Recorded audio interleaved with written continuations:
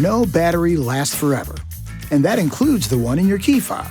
But fortunately, replacing it is easier than you think.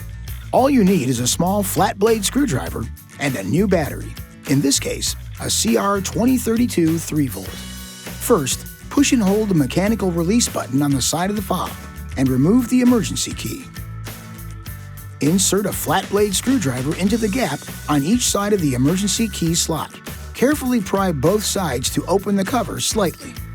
Using your fingers, separate the case. Then, use the screwdriver to pry out the old battery. Insert a new battery with the positive pole facing up. Put the case back together and snap it shut. Now just reinsert the emergency key and you should be all set. This video is not intended to take the place of your owner's manual. For complete details and other important safety information, please see your owner's information.